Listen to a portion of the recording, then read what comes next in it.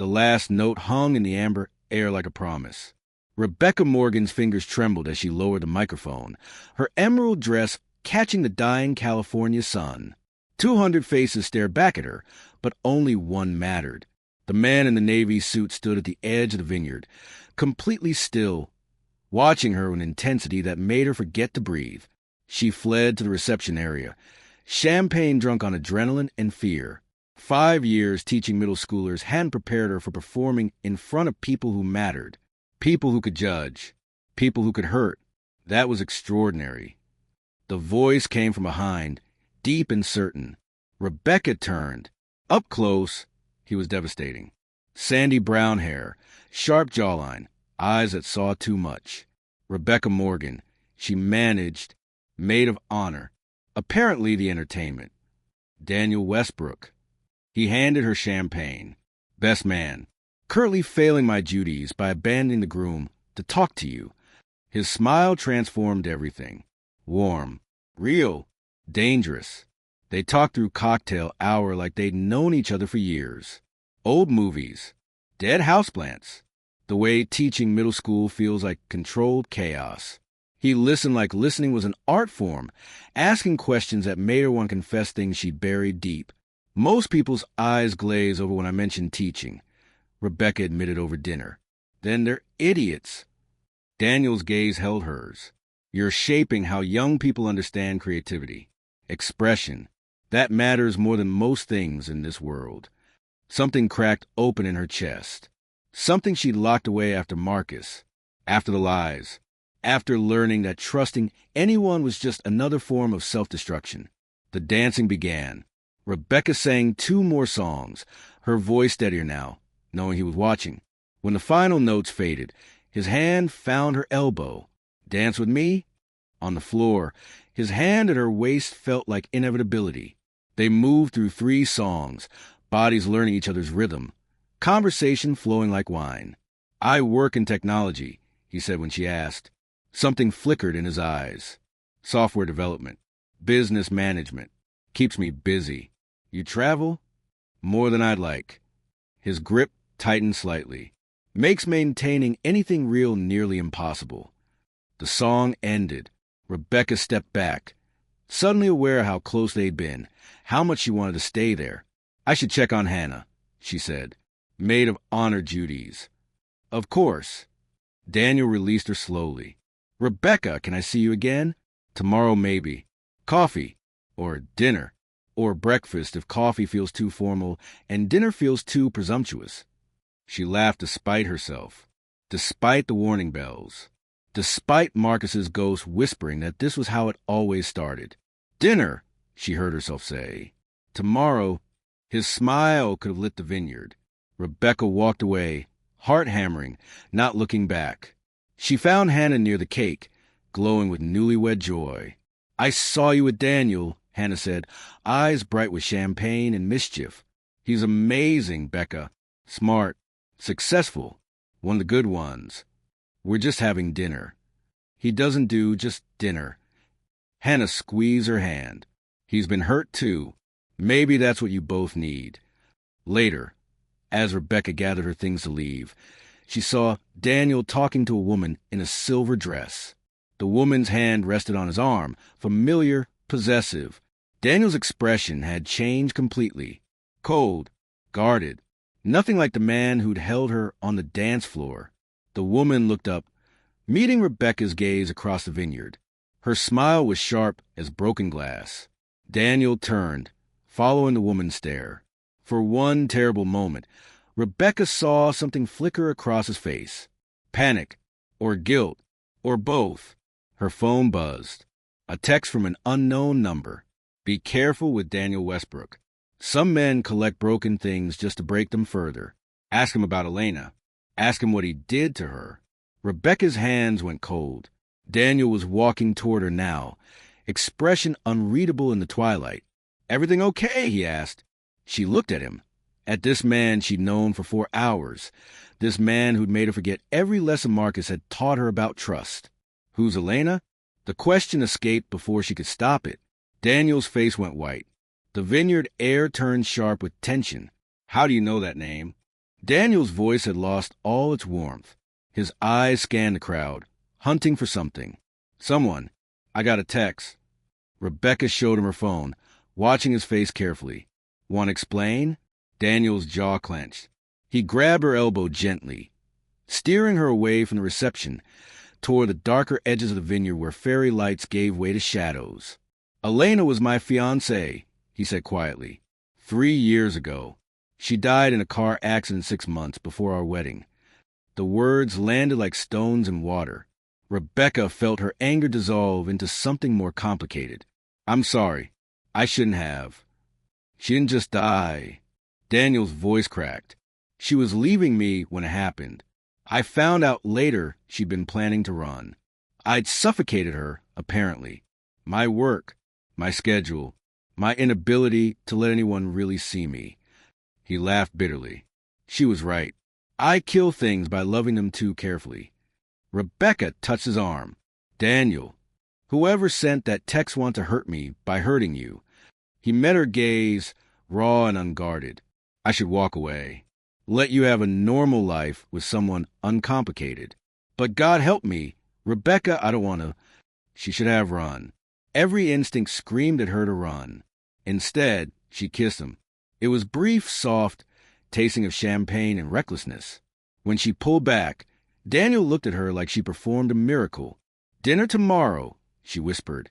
You can tell me everything then. Everything. Everything. He nodded slowly. My place. I'll cook.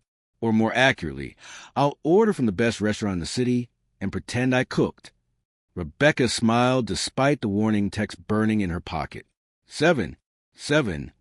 She left him standing in the shadows, her heart a war between hope and self-preservation.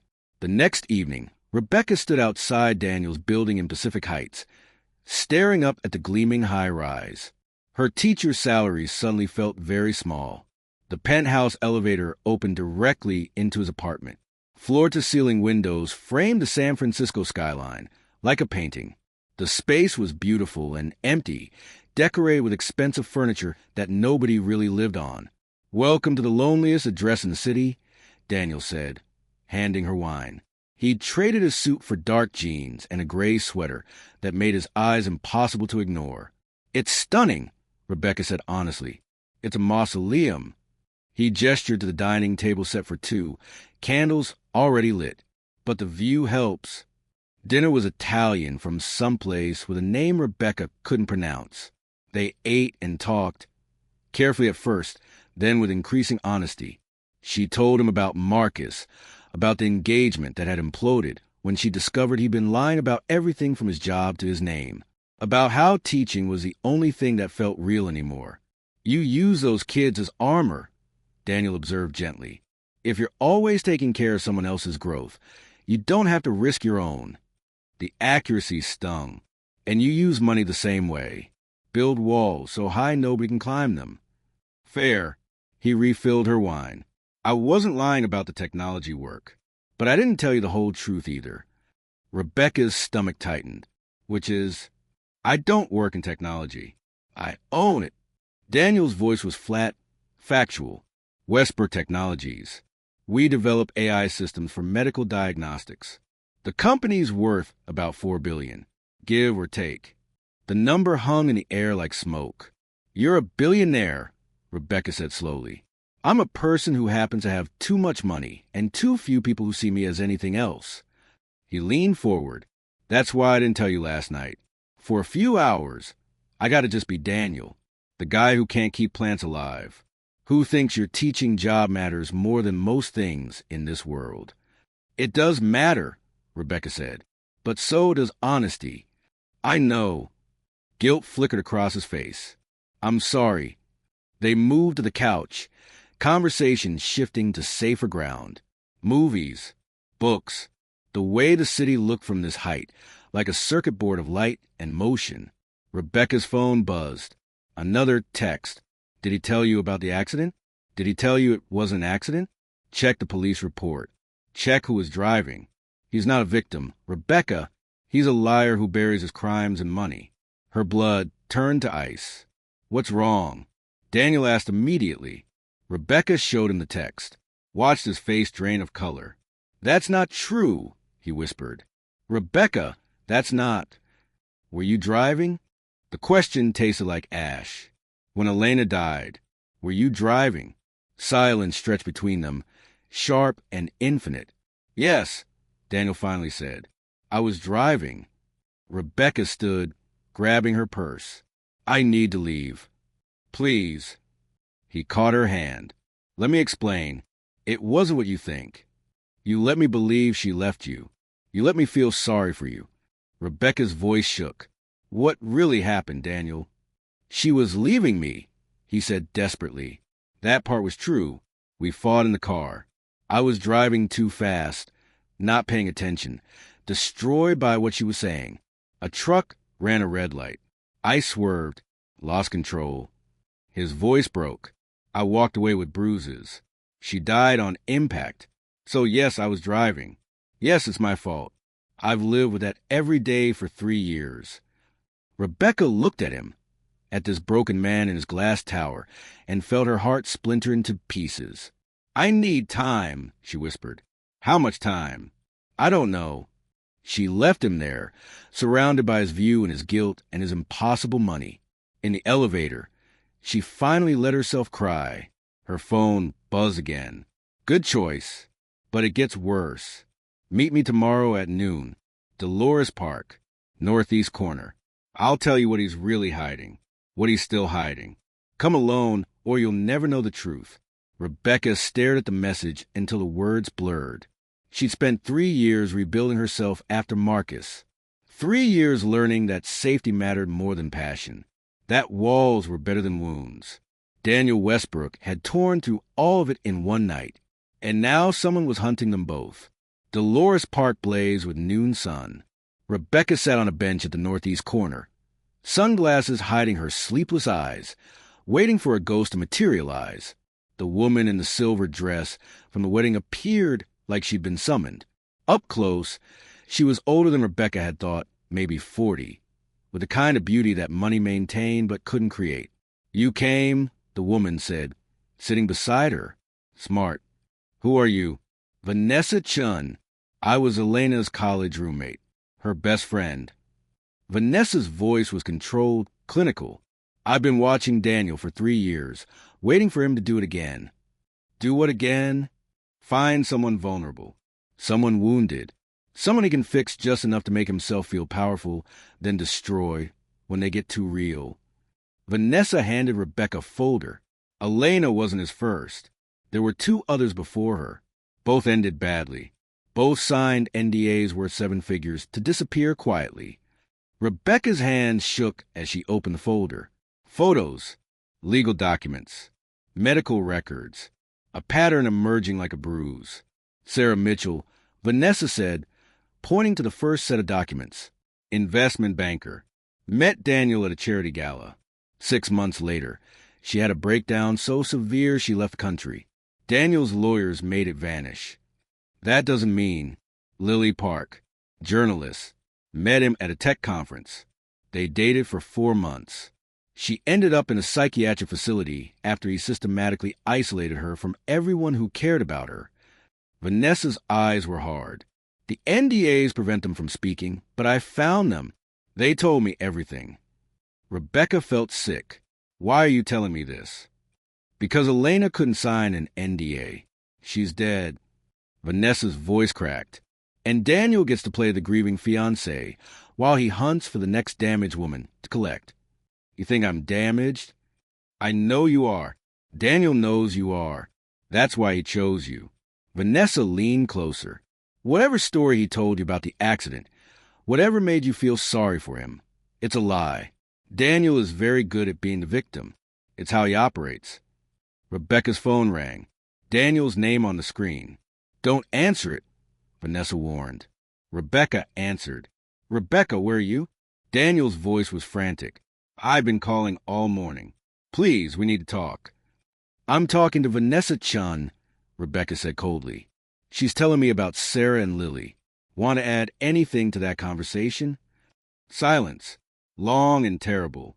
"She's lying to you," Daniel finally said. "Those women. What happened to them? It wasn't what Vanessa thinks. Please, let me explain in person. Like you explained about Elena? About being in the driver's seat? Rebecca, his voice broke. I know how this looks. But Vanessa has her own agenda. Ask her why Elena was leaving me. Ask her who Elena was running to. Vanessa's face went white. What's he talking about? Rebecca demanded. He's deflecting, Vanessa said. Classic abuser tactic. Make the victim question everything. Ask her. Daniel pressed through the phone.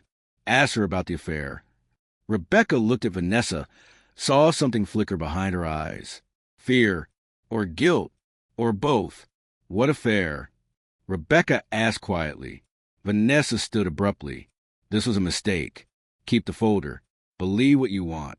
But when he breaks you, don't say nobody warned you.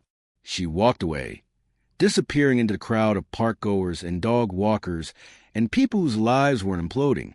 Rebecca looked down at the folder in her hands. Evidence of something. But evidence of what? Rebecca? Daniel's voice, small and distant through the phone.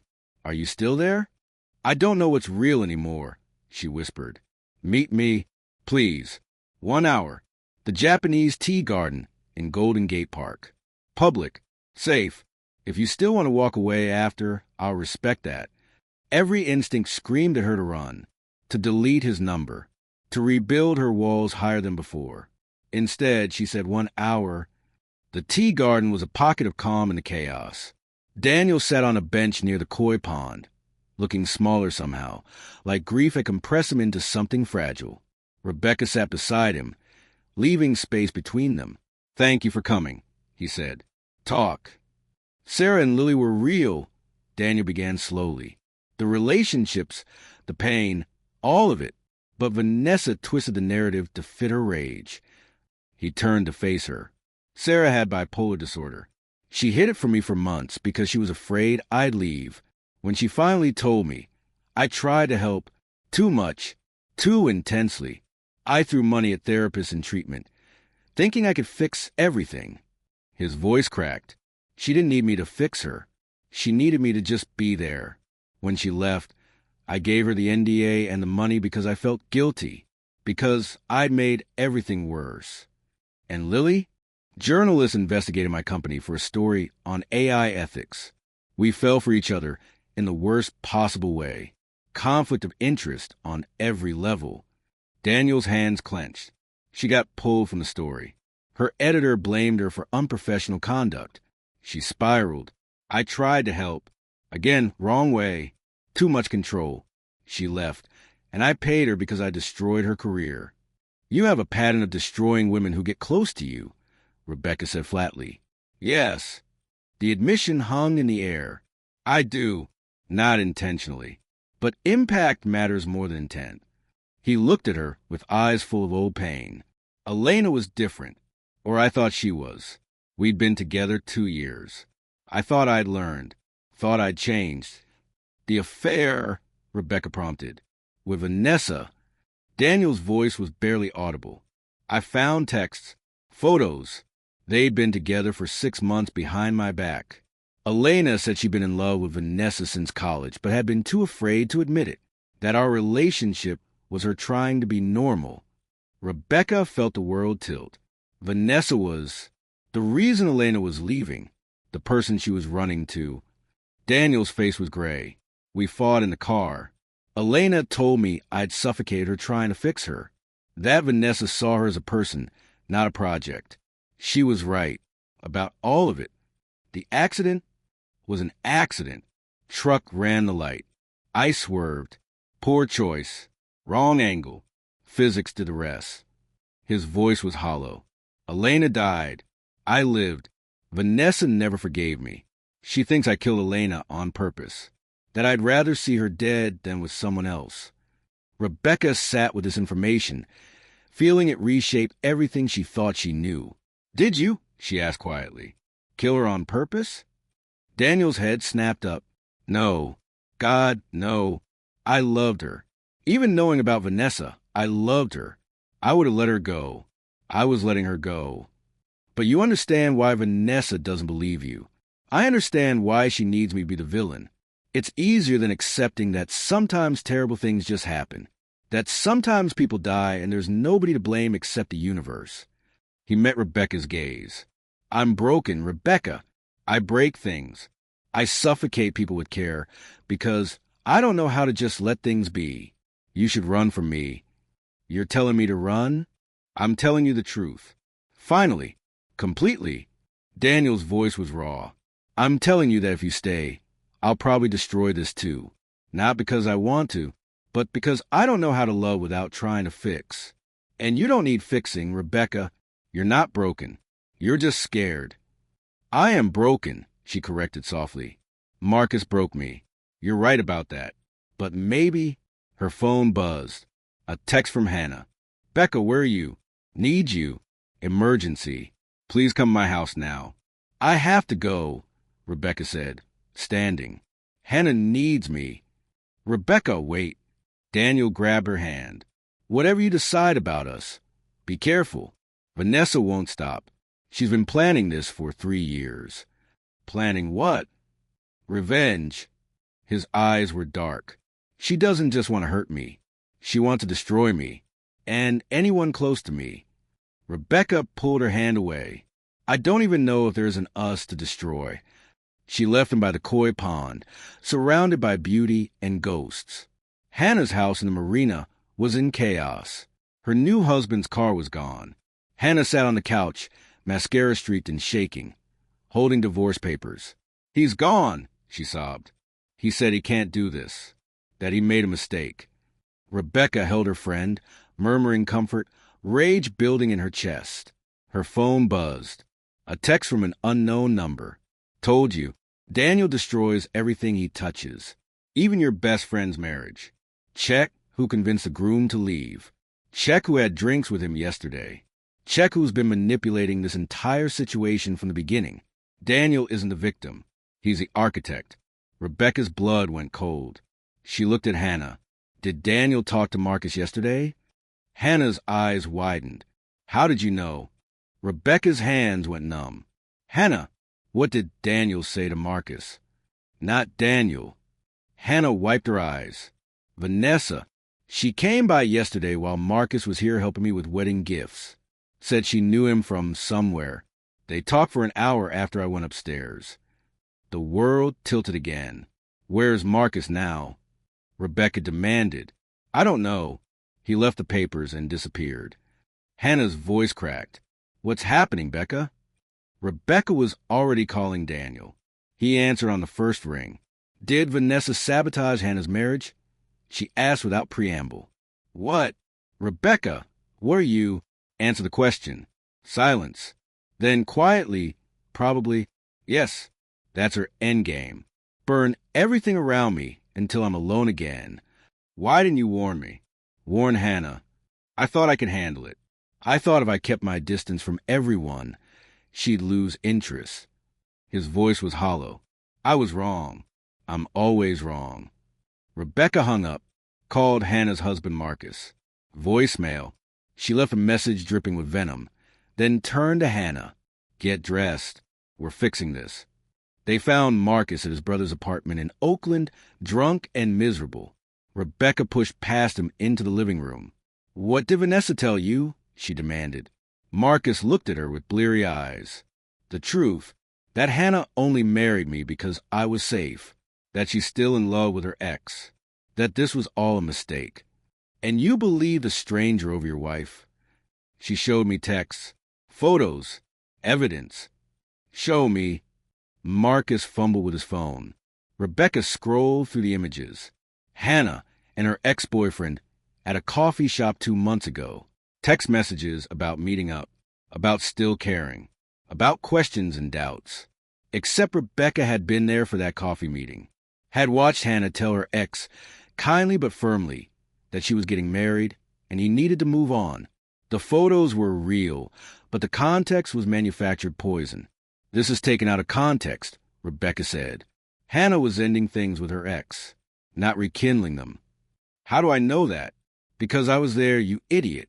Because your wife loves you. Because Vanessa Chun is destroying people for sport and you're letting her. Marcus stared at the phone like it was a weapon he'd just realized he'd been holding backward. Hannah appeared in the doorway. Marcus. He looked at his wife, really looked at her, and something broke. They fell into each other, crying and apologizing, and holding on like drowning people finding shore. Rebecca stepped outside, leaving them to rebuild. Her phone rang. Daniel again. "I know where Vanessa is," he said without greeting. "I know what she's planning next." "Rebecca, she's going after your job, after your students. She's digging up anything she can weaponize. My students are kids. She wouldn't. She would. She will."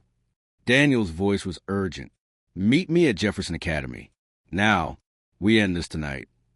Rebecca's blood turned to ice. "What did you do?" "Nothing yet, but I'm going to." His voice was cold. "Final.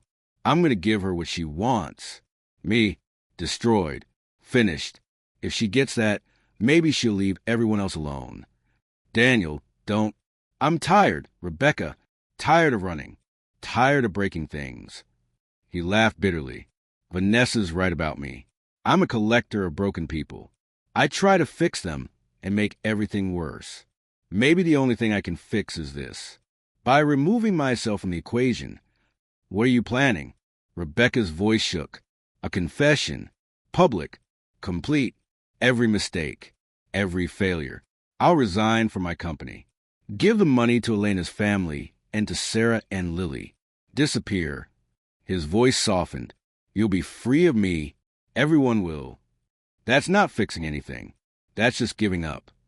"Maybe that's the same thing." Rebecca ran to her car, driving too fast through Oakland streets toward the school. She tried calling Daniel back. No answer. Tried Vanessa. Blocked. Jefferson Academy sat dark and empty on a Saturday night. Rebecca's heart hammered as she parked, scanning for Daniel's car.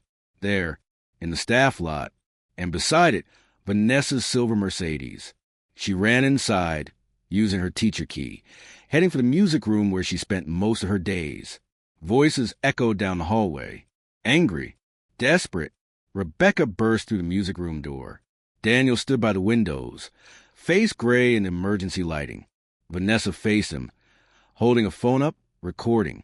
"Say it again," Vanessa demanded. "Say you killed her." "I killed her." Daniel's voice was dead. "I was driving too fast, fighting with her, not paying attention.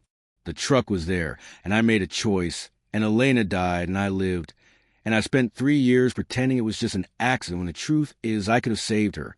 Should have saved her." "Stop." Rebecca's voice cut through the room. "Daniel, stop talking." "Rebecca." He looked at her with hollow eyes. "You shouldn't be here. Neither should you." She turned to Vanessa. "And you? You're torturing a man for surviving something you couldn't stop." "He killed my Elena," Vanessa said, voice breaking. "He gets to live and build his empire while she's in the ground." "Elena was leaving you both," Rebecca said quietly. She was choosing herself. "That's not Daniel's fault. It's not your fault. It's just what happened. You don't understand." Vanessa's hand shook, phone still recording. "She was supposed to be with me. We had plans, a future, and he took that. A truck took that. Timing took that. The universe took that." Rebecca stepped closer. "But Daniel didn't, and destroying him won't bring her back. It'll make me feel better." "Will it?" Rebecca asked. "Or will you just be alone with your rage forever? Because that's what happens when you burn everything down. You're left standing in the ashes with nothing." Vanessa's face crumpled. The phone clattered to the floor. "I miss her," she sobbed. "Every day. I miss her, and I'm so angry, and I don't know what to do with it." Rebecca caught her as she collapsed, holding the stranger who'd been hunting them, letting her cry 3 years of grief into the empty music room. Daniel watched, motionless, like he'd forgotten how to move. Eventually, Vanessa pulled away. She looked at Daniel with eyes that had run out of hate. "I'm sorry," she whispered. "I'm sorry for all of it. You didn't kill her. I know that. I've always known that. I just needed someone to blame." "I blame myself enough for both of us," Daniel said quietly. "I know." Vanessa picked up her phone, deleted the recording. I'm done. I'm going to get help. Real help, not revenge masquerading as justice. She looked at Rebecca. I'm sorry I dragged you into this. You were drowning, Rebecca said. Drowning people grab whatever's closest. Vanessa left them there, two damaged people in a room full of instruments nobody was playing. You came, Daniel said softly. Why did you come? Because I'm tired of running too. Rebecca walked to him, close enough to feel his warmth. Because maybe we're both broken, but maybe that's okay. Maybe broken people can build something new. Not fixed, just different. I'll hurt you, he warned. Eventually. And I'll hurt you back. Eventually. She took his hand. But maybe we can learn, together, how to break less. How to love without fixing. How to just be. That sound impossible. Probably. She smiled. But I teach 12-year-olds to play recorder. I'm used to impossible. Daniel laughed, a real laugh, surprised out of him by hope he'd forgotten how to feel. He kissed her, soft and careful, and terrified and brave all at once.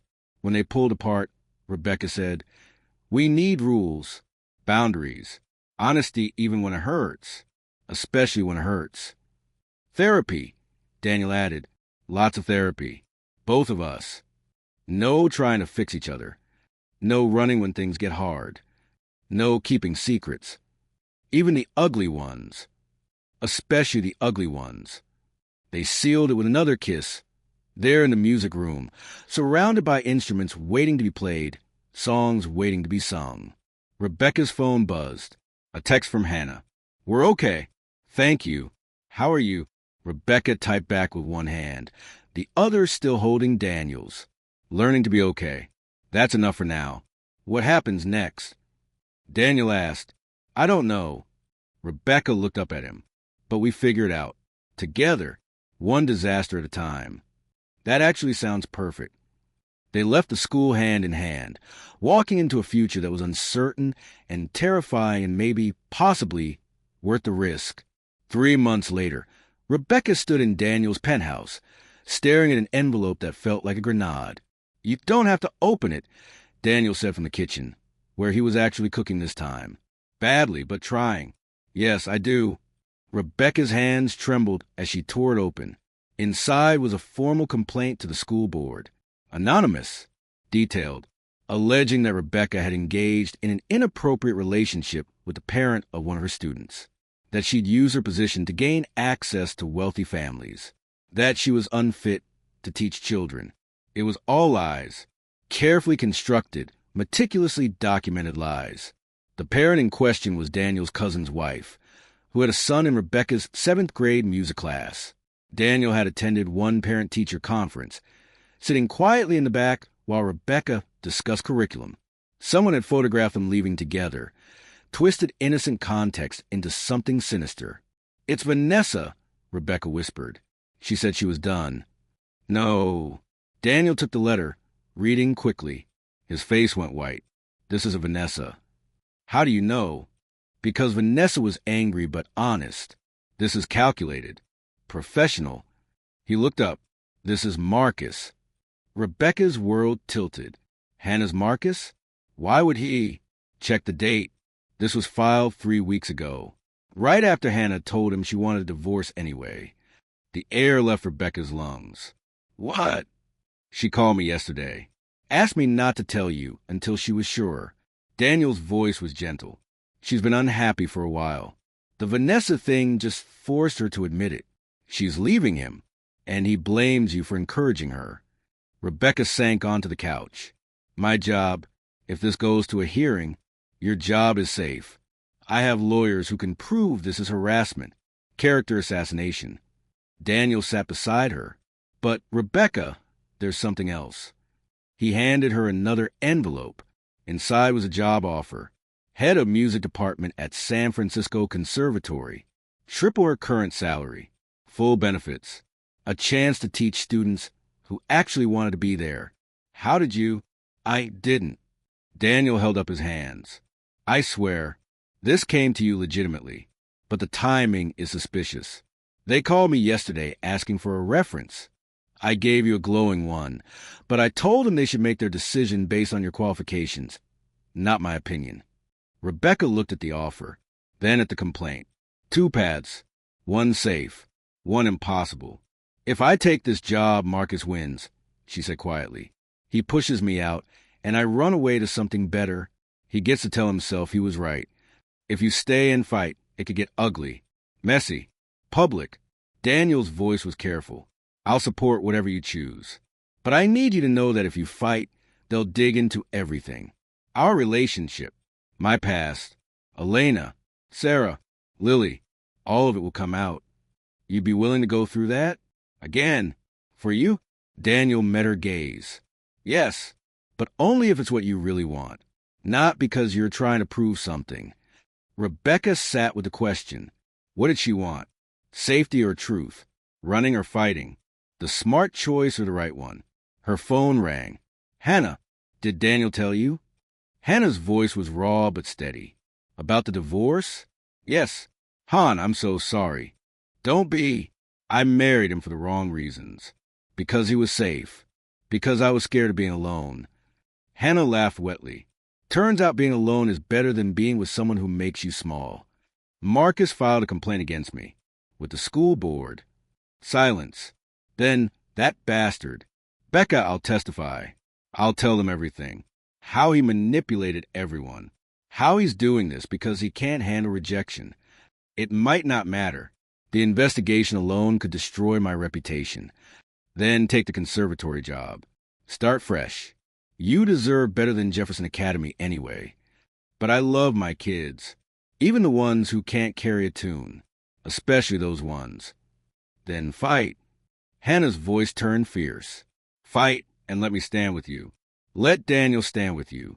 Stop trying to protect everyone else and let people protect you for once.